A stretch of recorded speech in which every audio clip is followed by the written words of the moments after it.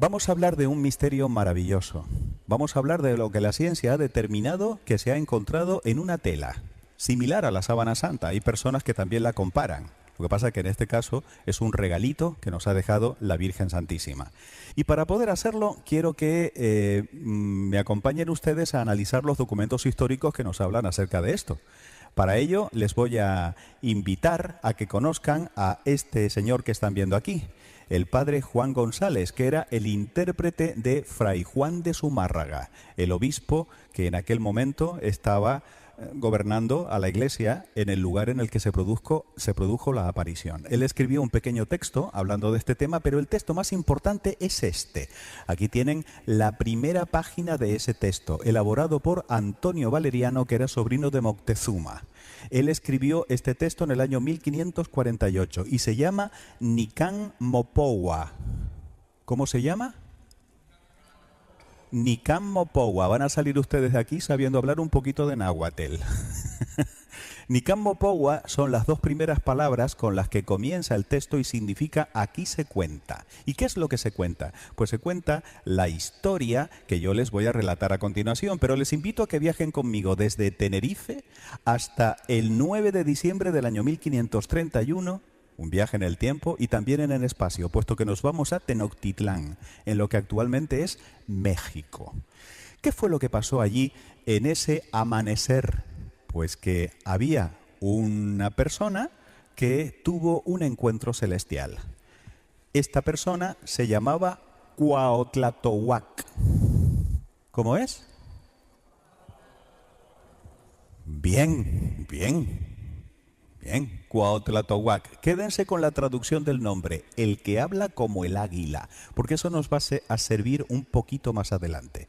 Pues Cuauhtlatohuac, en el año 1474 fue cuando nació, es decir, en el momento de la aparición tenía 57 años. Claro, mírenme a mí, yo tengo 60, a pesar de mi joven aspecto.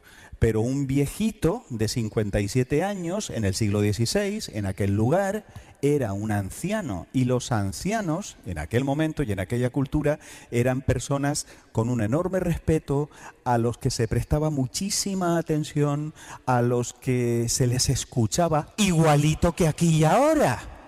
Igualito.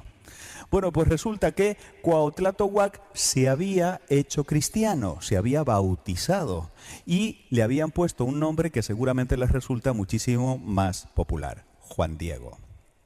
Juan Diego es el protagonista, el vidente de esta aparición. ¿Y qué fue lo que pasó? Pues fíjense.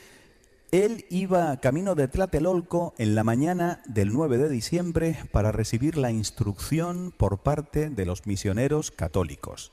Además, a él le encantaba aprender cosas de la religión.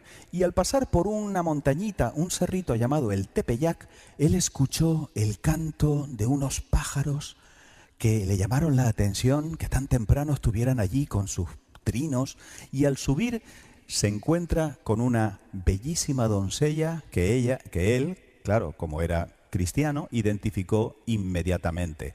La que tenía delante era la Virgen, era nuestra madrecita. Bueno, este es el primer momento de encuentro, la primera aparición entre Juan Diego y la Virgen. ¿Y qué es lo que le dice la Virgen? La Virgen nunca se aparece a lo loco, siempre tiene una misión, siempre tiene un para qué. Pues le encarga una tarea. Le dice: Juanito, ¿a dónde vas, hijo mío? Ten por cierto, el más pequeño de mis hijos, que yo soy la perfectísima siempre Virgen Santa María, Madre del verdaderísimo Dios por quien se vive, el creador de las personas, el dueño del cielo y de la tierra. Mucho deseo que aquí me levanten mi casita sagrada, en donde lo mostraré a su hijo. Lo daré a las gentes con todo mi amor personal, en mi mirada compasiva, en mi auxilio, en mi salvación. Porque yo en verdad soy vuestra madre compasiva, tuya y de todos los hombres que en esta tierra estáis. Porque allí escucharé su llanto, su tristeza, para remediar y para curar todas sus diferentes penas, sus miserias y dolores. Anda al palacio del obispo y le dirás cómo yo te envío, y ten por seguro que te lo pagaré.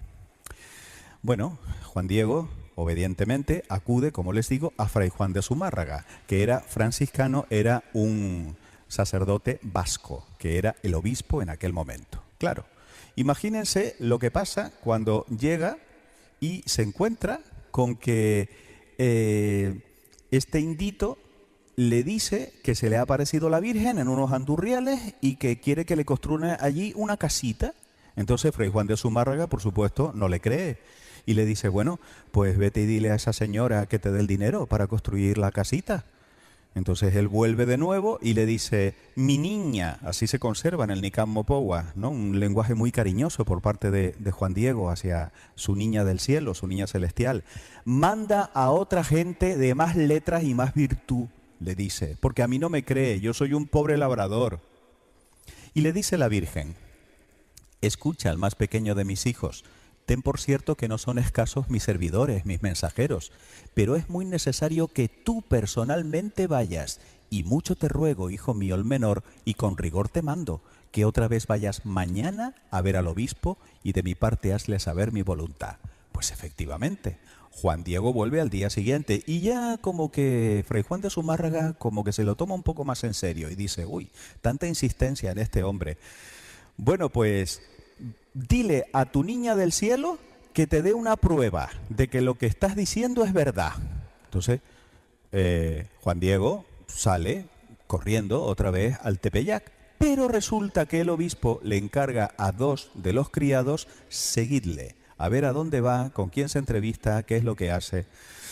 Y bueno, Juan Diego se conocía aquellos lugares como la palma de su mano y despista a los criados que cuando regresan otra vez al palacio del obispo comienzan a criticar del pobre Juan Diego. Usted no le crea, vaya usted a saber qué es lo que pretende, este es un engañabobos, etcétera. Bueno, efectivamente, Juan Diego se vuelve a encontrar con la Virgen y le dice la Virgen, cuando escucha lo que le ha pedido el obispo, bien está, hijito mío.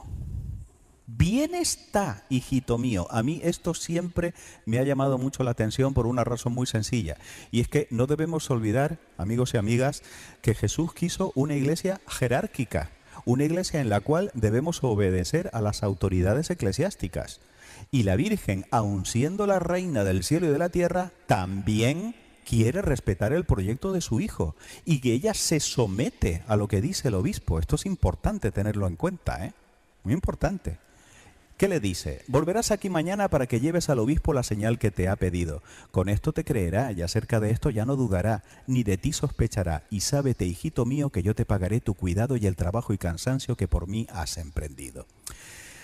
Juan Diego se va a su casa, él no vivía solo, él vivía con Juan Bernardino, que era un tío suyo que lo había recogido desde pequeño. Y más que un tío, era para él un padre, lo quería como tal, porque se había criado con él. Pero resulta que Juan Bernardino, que también se había bautizado, era cristiano, se despierta muy enfermo y él piensa que se va a morir, con lo cual le dice a Juan Diego, hijo mío, vete a buscar a un sacerdote que me dé los sacramentos para yo morir en paz. Y claro, el pobre Juan Diego se encuentra con la disyuntiva de acudir a donde está la Virgen y encontrarse con ella, como le había dicho, o bien ir a buscar al sacerdote para que ayude a morir cristianamente a su tío. Juan Diego opta por la caridad, por lo tanto él coge un camino alternativo para no pasar por el Tepeyac, pero de repente la Virgen, ¡pum!, se le aparece, se le hace la encontradiza y ante aquella nueva aparición, Juan Diego, muy sorprendido, es precioso como lo cuenta el Nicán Mopowa, dice, ¡ay,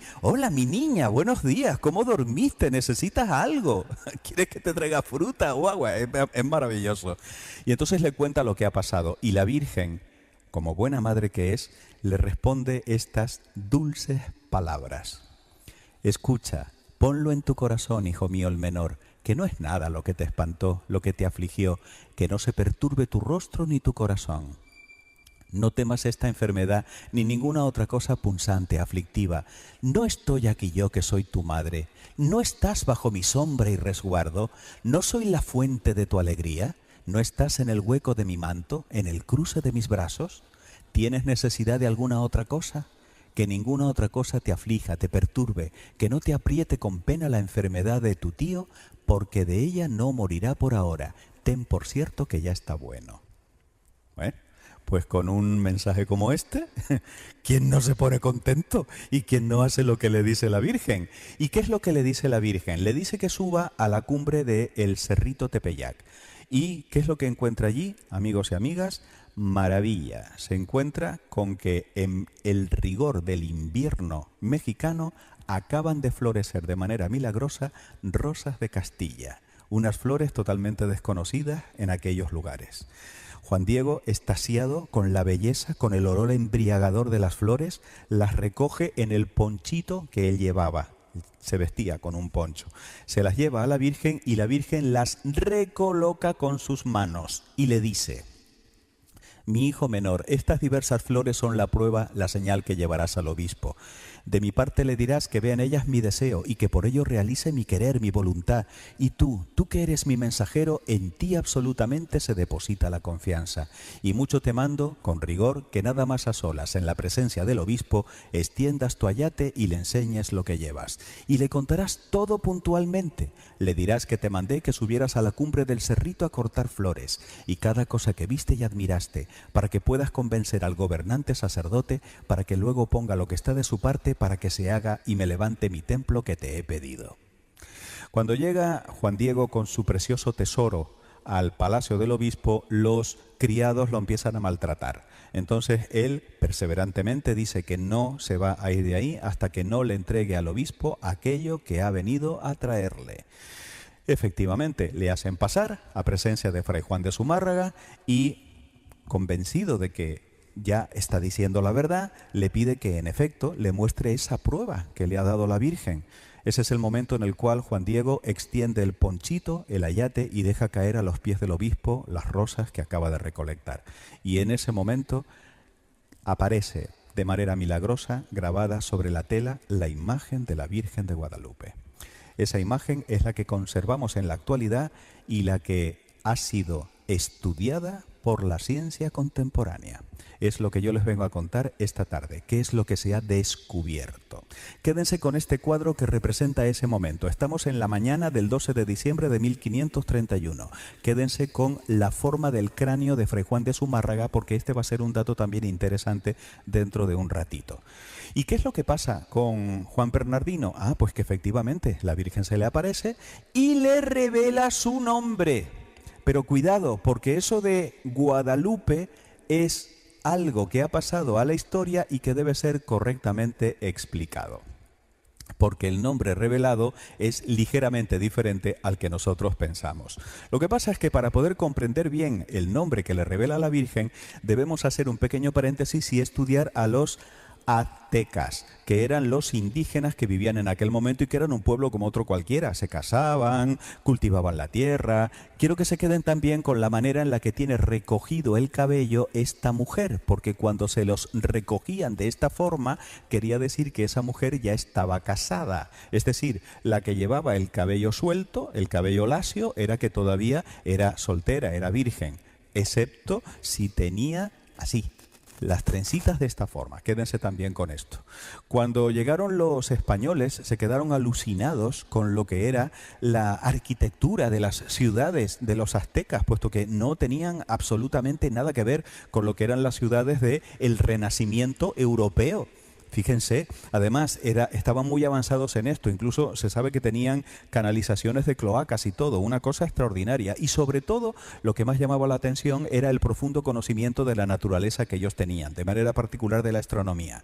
Desafortunadamente, había un elemento en aquella cultura que era terrible y era su religión. ¿Por qué? Porque adoraban a dioses horriblemente satánicos, dioses sangrientos, dioses terribles que continuamente estaban pidiendo víctimas. Por ejemplo, aquí tienen a Xipetotec. Xipetotec era el que desollaba a las víctimas y por tanto las ofrendas a Xipetotec era quitarle la piel a la víctima y dejar que muriera delante de ese dios. Un horror. Aquí tienen otro. Este se llama Tonatiuh. Esta imagen de Tonatiuh era una boca abierta por la que se escuchaba la voz del Tonatiuh pidiendo de manera continua una insaciable sed de sangre. Les tenían que arrancar los corazones a las víctimas y metérselos por la boca al Tonatiuh. Pero el peor de todos era Huitzilopochtli. ¿Por qué? Pues porque resulta que, según las crónicas de Hernán Cortés y sus 500 soldados en 1519, Huitzilopochtli pedía también continuamente víctimas. Las subían a lo alto de los templos, les abrían el pecho con los cuchillos de pedernal, sacaban el corazón, se los ofrecían al sol y regaban con la sangre los cultivos, puesto que ellos pensaban que si no hacían eso, no iba la naturaleza a dar los frutos. De tal forma que Andrés de Tapia y Gonzalo de Umbría contaron 136.000 calaveras humanas en uno solo de sus templos. Se calcula que eran miles de personas, aproximadamente 100.000, las que morían como víctimas cada año. Un sangrerío. Aquella gente no vivía. Estaban permanentemente aterrados pensando que en cualquier momento los iban a capturar para ofrecérselos a sus dioses. Y cuando ellos iban a la batalla, no mataban, sino cosechaban víctimas que los metían en campos de concentración y se los iban cargando. Y después de ofrecerlos a los dioses sanguinarios, los guisaban y se los comían, puesto que eran también caníbales como ese dios.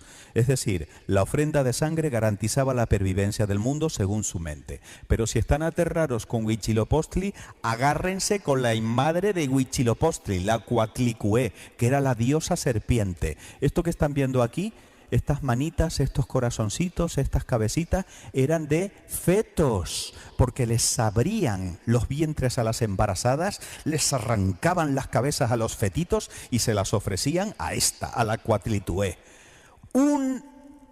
Una abominación salida de lo más profundo del Averno. Eso era esta diosa espantosa. Pues bien, ¿saben ustedes dónde tenía la Coatlicue su santuario? Justamente en el Cerro Tepeyac, en donde se aparece la Virgen Santísima. Y lo que le revela a Juan Bernardino es: yo soy la Virgen Tecuatlazupe. ¿Cómo es?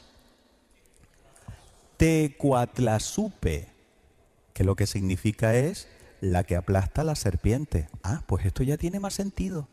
¿Qué es lo que pasa? Que cuando los castellanos oyen Tecuatlazupe, ellos dicen, no, ¿qué Tecuatlazupe? La nuestra, la de Guadalupe, la que está en Extremadura, sí, igualita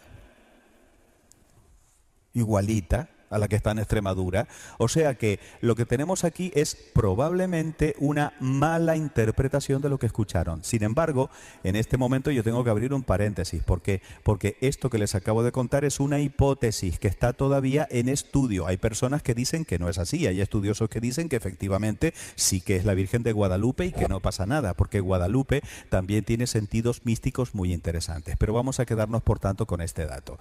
Pues de entre todos los dioses que había en aquel panteón, había uno muy raro, Ometeotl. ¿Cómo es? Ometeotl. Y es que Ometeotl, primero, no tenía forma humana. Segundo, se le representaba con el Nahuioyin, que era la florecita de la vida y además el eterno retorno de las estaciones en forma de espiral, precioso. Y además fíjense lo que decía Ometeotl de sí mismo, que era el inventor de sí mismo, el creador de las personas, el dueño del cielo y de la tierra, el verdaderísimo Dios por quien se vive. ¿A qué le suena? Esto es lo que dice la Virgen, que era su hijo. Es decir, la Virgen es la madre de este, que era el Dios de las flores, de los árboles, del agua, de las nubes, de la vida. Era un Dios totalmente diferente a aquellos tan horribles y tan satánicos. Por lo tanto, vamos ahora a estudiar los símbolos, porque les aseguro que a partir de este momento de la conferencia, nunca más van a mirar a la Virgen de Guadalupe de la misma forma. ¿Por qué? Porque la Virgen de Guadalupe, aquí la tienen, aquí es como se conserva. Esta es la imagen original, la que tenemos en la actualidad en México. Estamos hablando de una imagen que tiene lo que se llama proporción áurea, es decir, es un cuerpo humano femenino perfecto y se ve al revés de la tela. No solamente eso, sino que el lienzo no estaba preparado. Estamos hablando de un lienzo tosco, de un lienzo burdo. Ningún pintor hubiera trabajado sobre un lienzo así sin haberlo preparado previamente, porque en realidad no hay huella de pincel. Es decir, la imagen está de alguna forma transferida, serigrafiada, fotocopiada, toda entera a la vez. Es como si fuera una fotocopia. Es más, los hilos resaltan los detalles. El labio inferior, por ejemplo, es un hilo que sobresale un poquito más y que le da volumen a la boquita de la Virgen, haciéndola más bonita todavía. Y además son dos piezas cosidas. Fíjense, aquí les he puesto la costura de esas dos piezas. Pero claro, no debemos olvidar que la Virgen es una señora y no podía permitir que la costura le estropeara la carita. Por lo tanto, está haciendo así. La carita le sale más allá de la costura para que quede guapa en esa foto, ¿no? Y además es un pictograma. ¿Qué quiere decir eso? Un pictograma es una imagen que representa cosas, son símbolos. Por ejemplo, lo que sucede con los jeroglíficos egipcios, son pictogramas también. Pues bueno, vamos a analizar este pictograma. Por lo pronto nos encontramos con que esta mujer tiene el cabello suelto. ¿Eso qué quiere decir? Que es virgen. Efectivamente, esta mujer es virgen. Segundo, nos encontramos con que lleva también un broche de jade. Para ellos el jade era una piedra sagrada porque pulida se convertía en un espejo. Y si reflejaba la cara de las personas, de alguna forma ellos pensaban que aquella piedra tenía alma. Y además en el broche está la cruz, que eran el símbolo que ellos veían en los estandartes y en las velas de aquellos hombres que habían venido del otro lado del mar.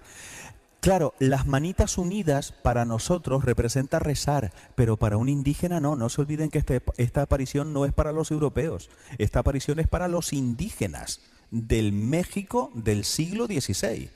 Y poner las manos así para un indígena en aquella época no era rezar, era te traigo un regalo. Tengo para ti una ofrenda. Por lo tanto, ellos tienen clarísimo, solo con ver a la Virgen poniendo las manos así, que ésta nos trae un regalo. ¿Y qué regalo es? Es que resulta que tiene un ceñidor, con lo cual esta mujer está embarazada.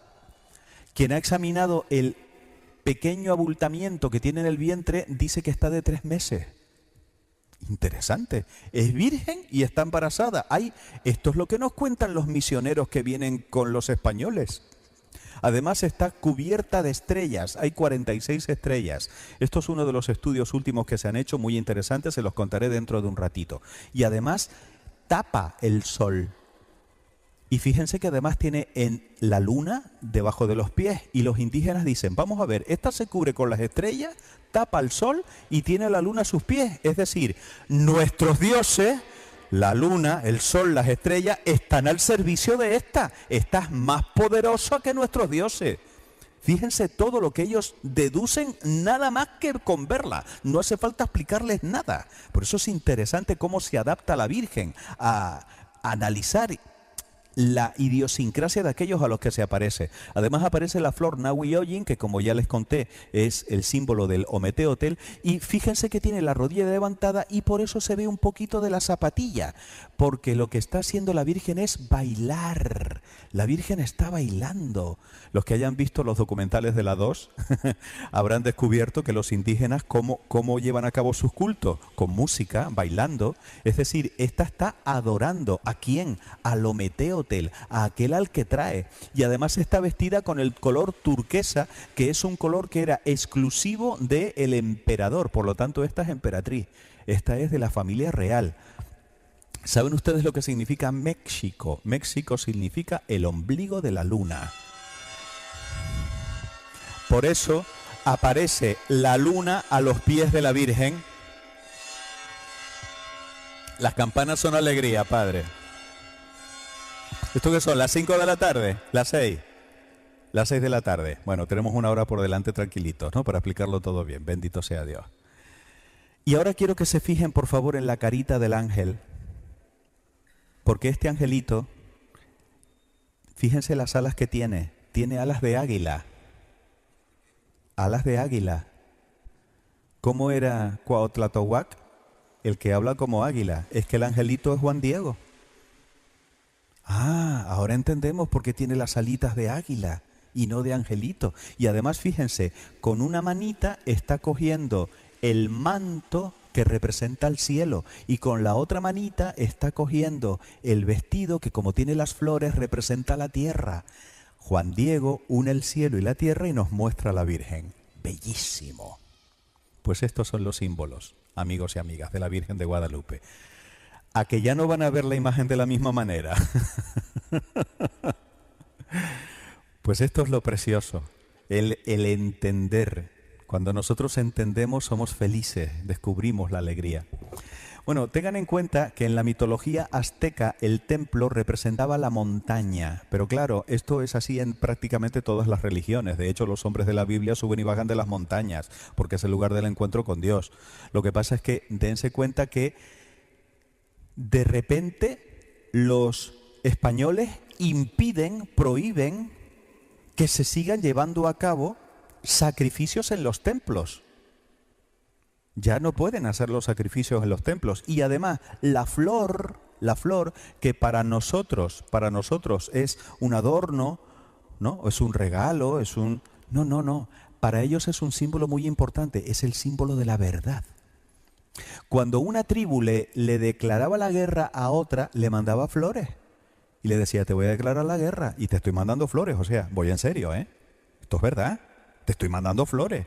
Ahora entendemos por qué la Virgen escoge precisamente flores para demostrarle al obispo Fray Juan de Zumárraga que lo que está diciendo es verdad. Porque si lleva flores es que es verdad. En la mentalidad de aquella gente. Es el sobre del mensaje. Alucinen ahora con esta investigación, porque resulta que si yo cojo la imagen de la Virgen de Guadalupe, coloco la cabeza en el Atlántico y los pies en el Pacífico, descubrimos que las flores no están puestas al azar en el vestido, sino que coinciden maravilla con volcanes y montes específicamente colocados sobre la geografía de México, algo que solamente es visible con un satélite desde el espacio. Ahora que alguien me explique quién contaba en el siglo XVI con esta tecnología para poder reflejar en el vestido de la Virgen de manera estratégica las flores representando la geografía de México desde el espacio. Alucinante. Bueno, sigamos avanzando porque el año 1531, el año de la aparición de la Virgen, fue un año que marcaba el final de la civilización azteca. Tengan en cuenta que se apareció el cometa Halley. Que apareciera un cometa era terrible, aquí van a haber cambios drásticos. No solo eso, sino que además se produce un eclipse solar, el solsticio de invierno y un terremoto. Y se destruyen los templos. Y ellos dicen, vamos a ver, ya no podemos hacer sacrificio, no podemos regar la tierra con la sangre de las víctimas y sin embargo siguen saliendo frutas y siguen saliendo plantas. Pues está claro que nuestros dioses eran falsos, vivíamos engañados.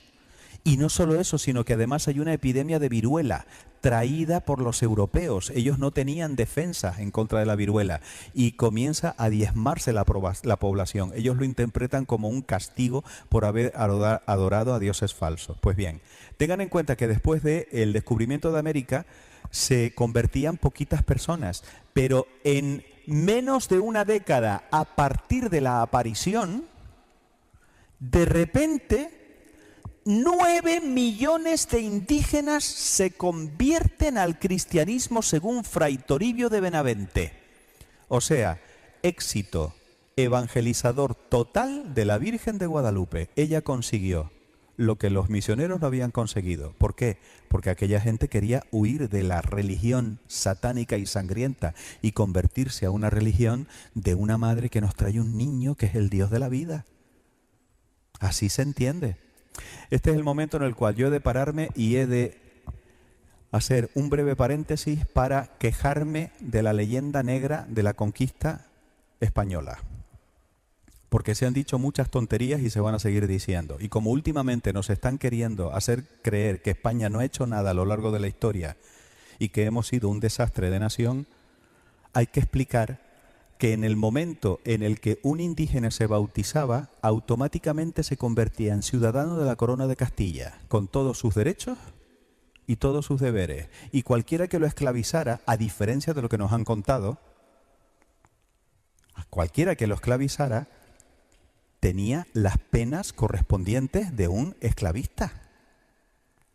Entonces, claro, cuando yo comparo la manera que tuvieron los ingleses de conquistar Estados Unidos, en el que arrasaron con los indios y hoy en día están allí viviendo en reservas, y la manera en la que los españoles fuimos a lo que es actualmente Latinoamérica, en el que hubo un mestizaje, porque a diferencia de aquellos, Los españoles sí pensaban que estos tenían alma. Ah, pues ya empiezan a hacer las cosas de manera distinta. Por lo tanto, no se dejen llevar por las habladurías, investiguen y estudien. Bueno, el Papa Benedicto XIV recibió una copia de la imagen de la Virgen y el Vaticano decretó que la Virgen de Guadalupe es la emperatriz de América. Hoy en día la tilma del indio Juan Diego se conserva aquí, en la Basílica de Nuestra Señora de Guadalupe, en México capital. Este es el 7º templo, fue consagrado el Día de la Virgen de Lourdes de 1976, tiene aforo para 10.000 personas y es el lugar mariano de mayor afluencia del mundo, más que Lourdes, más que Fátima y más que Medjugorje. Además, si se fijan, tiene forma del manto de la Virgen, porque la gente entra y entonces es como si entráramos bajo el manto de Nuestra Señora. Todo en México gira en torno a la Virgen de Guadalupe. Y de hecho, hay mexicanos que dicen que yo no soy católico, pero soy guadalupano.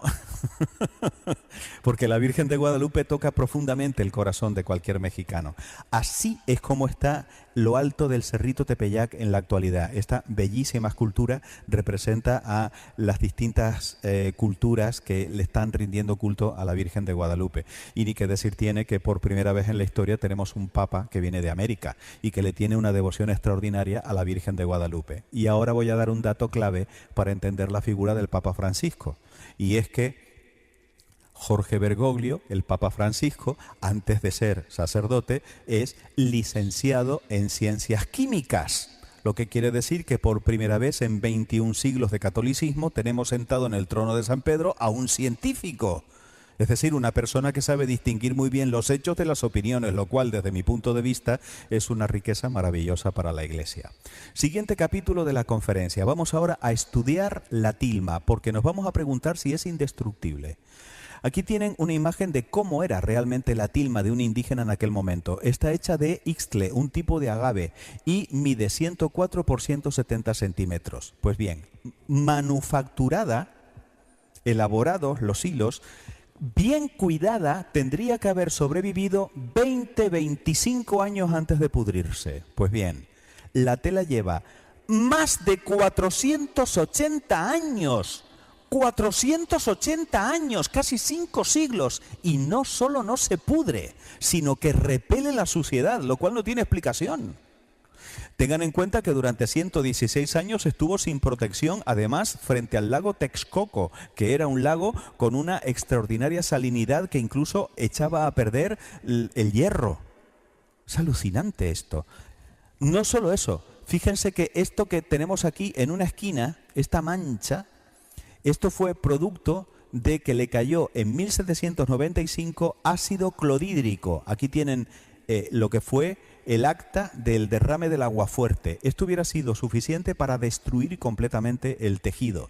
Y sin embargo, lo fantástico es que la mancha está desapareciendo. El tejido es como que se va regenerando de una manera inexplicable. Es más, el 14 de noviembre de 1921, Luciano Pérez Carpio, al que ven aquí, subió devoto con un ramo de flores que escondía un potentísimo explosivo, dinamita, porque quería destruir la tilma. Hay gente a la que estas cosas le molestan y quieren destruirlas, claro, pero otra cosa es que se enfrenten al cielo y a lo que Dios quiere que perdure. Es decir, reventó la carga explosiva, se destruyeron las cristaleras de la basílica. Miren cómo quedó el crucifijo de bronce macizo y sin embargo no le pasó nada a la tilma. Hoy en día no se inquieten puesto que la tilma está perfectamente protegida, está así. ¿Cuántos han ido a verla? Gracias. ¿A cuántos les gustaría?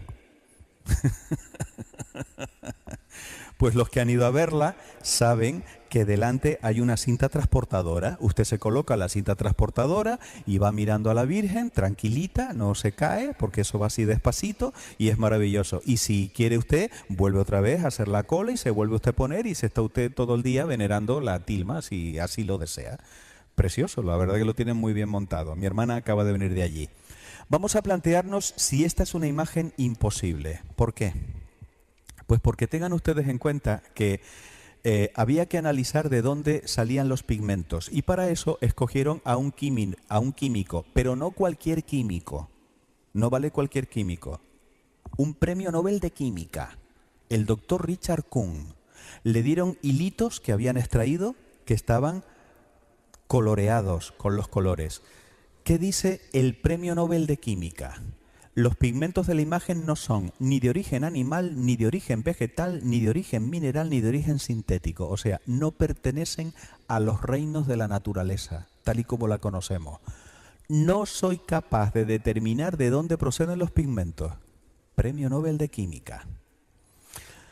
Y es que Callahan y Smith hicieron una serie de estudios, en este caso con imagen infrarroja, y descubrieron una cosa horrible. Y es que a la Virgen de Guadalupe la retocaron. La retocaron. Por lo menos hasta el año 1923 la imagen estaba sin tocar. 1923. Pero fíjense qué horror, le pusieron colorete, le hicieron una rinoplastia porque le hicieron la nariz más pequeñita, le repintaron el pelo, fíjense que aquí se ve la textura, aquí no. Nadie sabe quién hizo, por lo menos yo no lo sé, yo he investigado este tema y todavía no he dado con el dato quién hizo esto, pero por suerte no tocaron los ojos, pero observen la belleza extraordinaria e indescriptible del rostro original. ¿Puede haber una cara más dulce? Por favor. ¿Por qué la retocaron con lo bellísima que ella era? ¿Por qué les digo que por suerte no tocaron los ojos? Pues porque es en los ojos en donde se nos revelan verdaderamente los misterios más profundos de la Virgen de Guadalupe. Para poder entenderlo, vamos a dar de nuevo la palabra a los científicos. Este señor que están viendo aquí es uno de los oftalmólogos que la han analizado. Desde 1950 los ojos de la Virgen de Guadalupe han sido examinados por una veintena de oculistas. El doctor Enrique Graue no es un mindundi del 3 al cuarto que no sabe lo que está haciendo. Estamos hablando del rector de la Universidad Autónoma de México. Y este hombre, analizando los ojos de la Virgen, descubre lo siguiente. Examiné los ojos con un oftalmoscopio de alta potencia y pude apreciar en ellos profundidad de ojo como al estar viendo una córnea humana viva. Olvidándose de que estaba hablando a un lienzo con una imagen, estaba tan absorto viendo con el oftalmoscopio que le dijo a la Virgen: por favor, mire un poquito más arriba, hasta que se dio cuenta de que estaba hablando con la imagen. Hasta ese punto es real ese ojo de la Virgen. Es más, los ojos son como espejos. Y ahora ustedes se están reflejando en mis ojos y yo en ustedes. Y si yo le saco una foto a este chico y amplío el ojito, veo que aquí está la cara de este otro chico que se puede reconocer. Bueno, pues es que cuando se analizan los ojos de la Virgen de Guadalupe, Alfonso Marcué, en el año 1929, descubre a un hombre con barba que se está tocando la barba. ¿Qué es esto? ¡Qué maravilla! Los ojos de la Virgen están reflejando imágenes. Vamos a estudiarlo con más detenimiento, porque a lo mejor estamos ante lo que se llama una pareidolia. Pareidolia. ¿Qué es una pareidolia? Una pareidolia es cuando vemos caras donde no hay caras. Aquí ustedes están viendo caras, pero esas caras no existen. Esto es un hackeo del cerebro. El hackeo consiste en que el cerebro compone la imagen para ver cosas que realmente no son. Es lo que pasa cuando vemos formas en las nubes, por ejemplo, ¿no? ¿Es una pareidolia lo que tenemos en los ojos de la Virgen de Guadalupe? Pues no lo es. Son imágenes reales. Y esto lo estudió el doctor Rafael Torija, oftalmólogo. Las imágenes aparecen reflejadas en ambos ojos. Y resulta que el ojito derecho está unos milímetros más separados del vidente que el ojo izquierdo, que está más cerca. Por lo tanto, las imágenes de un ojo son un poquito más chiquitas, más pequeñitas que las imágenes del otro. ¿Me estoy explicando, no? ¿Me estoy explicando? Vale, pues eso cumple una ley de oftalmoscopía que se llama la ley de Samson-Purkinje. Son imágenes reales lo que tenemos en los ojos de la Virgen. Y esto lo estudió el doctor José Aste Tonsman, ingeniero especialista de computación de la Universidad de Cornell y profesor de investigación operativa de la Universidad Iberoamericana de México. Él hizo lo siguiente: cogió los ojos de la Virgen y los dividió en cuadrículas de 1 milímetro cuadrado. 1.600 cuadrículas de 15 por 15 micrones. Las amplió 2.500 veces. Tengan en cuenta que el ojo humano es capaz de captar solamente 30 matices de gris. Y sin embargo aquí tenemos 200 tonos de grises, es decir, es una imagen extraordinariamente detallada. ¿Y qué es lo que descubre? Maravilla, amigos y amigas. Descubre a Fray Juan de Zumárraga en el ojo de la Virgen, descubre a Fray Juan González, el intérprete, descubre a un indígena sentado con la rodilla levantada, descubre al propio Juan Diego con el gorro y extendiendo la tilma. Eso en unas córneas de 8 milímetros. Y si no están contentos con eso, descubrió más. Descubrió hasta 13 figuras, tanto en el ojo izquierdo como en el ojo derecho. Es un grupo familiar íntegro. 13 figuras humanas en córneas de 8 milímetros, microscópicas.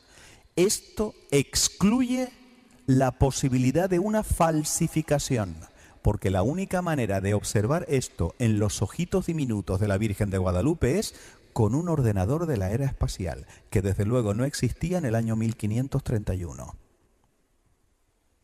La pregunta es, si esto es una falsificación, ¿cómo la hicieron?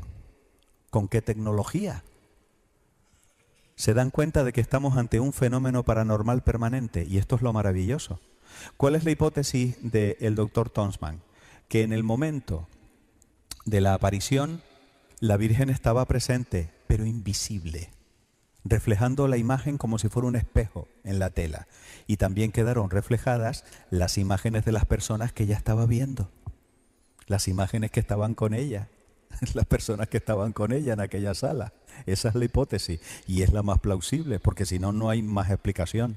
Con el tema de las estrellas tenemos también un misterio que acaba de ser resuelto por parte de 2 astrofísicos que lo han estudiado, porque resulta que las estrellas no coincidían con lo que es el mapa celeste, no coincidían. Pero a estos se les ocurrió una idea genial, que fue rotarla y mirarlas como si fuera un espejo. Y miren lo que sucede en el momento en el que la superponemos, que coincide perfectamente, con lo cual las estrellas no están puestas por casualidad. En el lado derecho tenemos el hemisferio norte y en el lado izquierdo tenemos el hemisferio sur. Esto es una maravilla y esto también se lo debemos a los doctores Cantó y García de León, que con el ordenador lo que hicieron fue generar el cielo tal y como estaba visible desde México en la noche en el que se produjo la aparición. Las estrellas del manto son una imagen especular anamórfica de las constelaciones vistas desde el espacio. Es decir, es la Virgen como si estuviera flotando en el cielo, bendiciendo a la tierra, y se están reflejando en lo que es el manto las estrellas que están a su alrededor. Pero claro, estamos hablando también de estrellas que no son visibles desde México, que esto es lo alucinante. Fíjense, la corona boreal cae justamente en la frente, porque estamos hablando de una reina. El boyero es el guardián que representa a San José. Además, Virgo viene a caer justamente en el vientre, es madre y es virgen. ¿Pero madre de quién? De Leo, el león de Judá, que es Cristo, y que además es el buen pastor, el auriga. Y resulta que Ofiuco era Asclepio, el hijo de Apolo, capaz de devolver la vida a los muertos, según la mitología. Y el centauro, que es un ser con 2 naturalezas, lo mismo que Cristo, que es a la vez Dios y hombre. Además aparece la Cruz del Sur, que es el Calvario, naturalmente. Y tenemos a Régulo, que es el pequeño rey. Y perdida en uno de los pliegues tenemos Sirio, que en el idioma original se dice Nasirene, Nazareno. Pues mi niño, blanco y en botella, porque con más datos que estos. ¿Saben lo curioso? Que la Virgen de Guadalupe está representando a la Virgen del Apocalipsis. Capítulo 12. Apareció en el cielo una gran señal, una mujer vestida de sol, con la luna debajo de sus pies, y sobre su cabeza una corona de 2 estrellas. La Virgen del Apocalipsis es la Virgen de Guadalupe. Pero les recuerdo que la Virgen del Apocalipsis está augurando el final de los tiempos. Pero no se asusten, no es el fin del mundo, es el final de las cosas tal y como están establecidas en este momento. Porque ustedes se creen que realmente la sociedad puede seguir como va. Se nos ha ido la pinza por completo. Se nos ha ido la pinza. Pongan las noticias. Los niños violándose. Los niños matando a los profesores a cuchilladas. ¿Pero esto qué es? ¿Esto qué es? Una ministra que dice que los niños pueden tener sexo con quien les dé la gana. En otras épocas lo hubieran metido en la cárcel por corrupción de menores. Ahora no, ahora las aplauden. Se ha vuelto el mundo del revés. Esto no puede seguir así. Y está claro que nosotros no lo podemos ya arreglar. Aquí tiene que ser intervención del cielo. O por lo menos es lo que yo opino y por lo que yo estoy pidiendo. Pero no se olviden lo que pedimos en cada misa, ¿eh? Ven, Señor Jesús. Estoy terminando ya. 9 conclusiones a la luz de la ciencia. ¿Qué podemos concluir acerca de lo que yo les he contado a lo largo de toda la tarde? Pues podemos concluir que es científicamente inexplicable que el ayate haya pervivido más de 450 años. Esto ya no tiene explicación. Desafía la ley de la conservación de la materia orgánica. Si quieren que se los diga con terminología científica.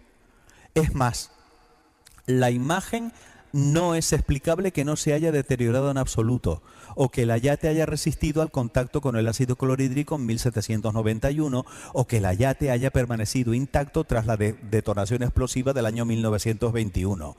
Tampoco es explicable que los símbolos presentes en la tilma sean un códice dirigido a los indígenas mesoamericanos del siglo XVI, o que no se conozcan los pigmentos ni el procedimiento mediante el cual fue impresionada la imagen a un lienzo en el que no hay pinceladas, o que los ojos respondan a características de una córnea humana viva, o que existan 13 figuras humanas microscópicas en los reflejos de las córneas, solo visibles con tecnología contemporánea, lo que excluye cualquier posibilidad de casualidad o fraude. Y por último, que las estrellas del manto muestren con precisión matemática las constelaciones visibles el 12 de diciembre de 1531.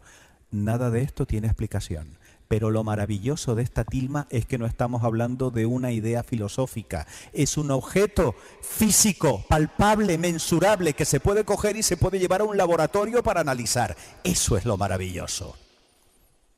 Usted puede decir, yo no creo en Jesucristo, yo no creo en la Virgen. Sí, pero usted lo que no puede decir es, yo no creo que el agua hierve a 100 grados. Porque eso es una prueba científica. Lo maravilloso de esto es que Dios nos está hablando a los hombres del siglo XXI que necesitamos la ciencia para que se abra nuestra mente. Pues ya está. ¿Tú quieres ciencia? Aquí tienes ciencia. Auxilio de los cristianos. Con la Virgen de Guadalupe se empezaron a dar milagros muy pronto. Resulta que cuando Fray Juan de Zumárraga se la llevó al oratorio, los indígenas, ¿cómo iban? ¿Cómo iban los indígenas? Bailando. Y uno de ellos, ¡pum!, se clava una lanza. Eso sucedió el 26 de diciembre de 1531 y muere. Pero los compañeros no se alarmaron, lo cogieron y lo llevaron delante de la Virgen y volvió a la vida. Primer milagro. Interesante. Otro. Resulta que el Papa San Pío V recibe el chivatazo de que los turcos han generado una armada extraordinaria, naves de guerra invencibles para terminar de conquistar Europa y hacerla musulmana. Ya habían conquistado Chipre, era musulmana, y el pobre Papa envía mensajeros a los príncipes católicos, el de Venecia, el de España, y crean una armada chiquitita para poder combatir a los turcos en Lepanto. Pero hay algo muy importante en esta batalla, y es que el Papa también pidió a toda la cristiandad que se rezara insistentemente el rosario para ayudar a los pobres soldaditos que iban a enfrentarse contra el monstruo turco que iba a atacar Europa. El almirante Andrea Doria, en la nave capitana, llevaba un estandarte con la imagen de la Virgen de Guadalupe y se rezó el rosario de manera constante. Era el 7 de octubre del año 1571, la batalla de Lepanto. ¿Qué se celebra el 7 de octubre? Fuerte. La Virgen del Rosario. ¿Saben por qué? Porque ganamos la batalla. Los turcos se quedan flipados porque resulta que ven a una mujer en el cielo y de repente se empiezan a hundir las naves turcas. Qué curioso, ¿no? Y San Pío V a kilómetros de distancia, en el balcón del Vaticano, tiene la visión de la Virgen y los cardenales que estaban a su alrededor rezando con él, escuchan, hemos ganado, la Virgen ha ganado, y toman nota de eso. Maravilla. Sé perfectamente que estoy hablando en nuestra parroquia de la Virgen del Rosario, que allí tenemos una cristalera maravillosa que representa una batalla, que allí tenemos una pintura maravillosa que representa una batalla. Es esta batalla de la que les estoy hablando, la que sucede en la Librea, que esto que tienen aquí ustedes es un tesoro. Esto lo tienen que conservar, llueva, trueno, terremotee, todos los años se tiene que celebrar la Librea, porque es importante que las nuevas generaciones sean conscientes de esto. Como agradecimiento, el Papa San Pío V puso una nueva letanía lauretana, auxilio de los cristianos. Así que cada vez que la recen, acuérdense de esto que les acabo de contar. Y cuando no tengan nada mejor que hacer, váyanse ustedes a la laguna, entren en el templo de Santo Domingo, muy cerquita del ayuntamiento, y se van a encontrar con esta maravilla de Mariano de Cossío, pintado en el año 1948, en donde está representada la batalla de Lepanto. Solo que en este caso, en vez de poner a San Pío V, puso al Papa reinante en ese momento, que era Pío XII. Pero no importa, es la batalla de Lepanto, aunque actualizada para 1948.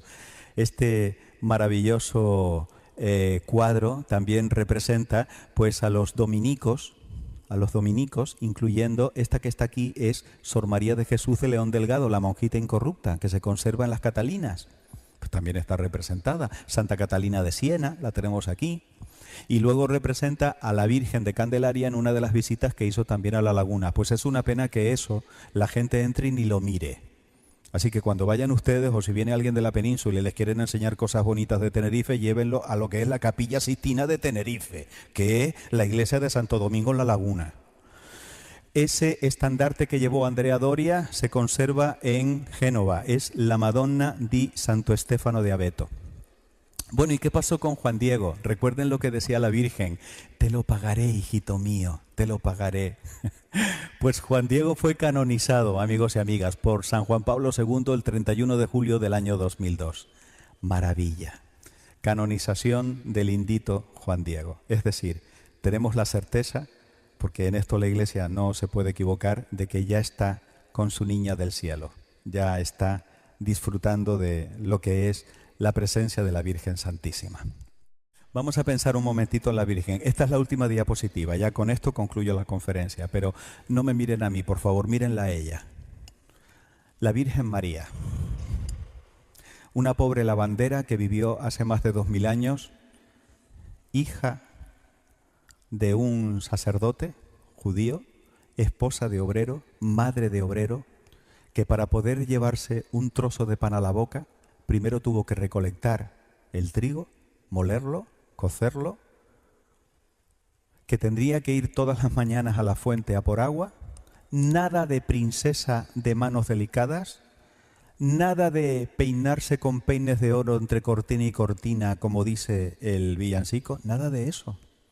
Una mujercita del pueblo, pero qué mujer, qué mujer.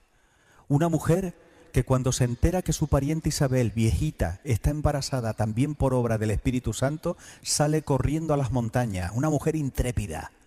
Una mujer a la que no le importa enfrentarse a cualquier peligro con tal de ir a servir. ¿Cómo sería la vida de ella? Sería la vida de una nazaretana normal y corriente.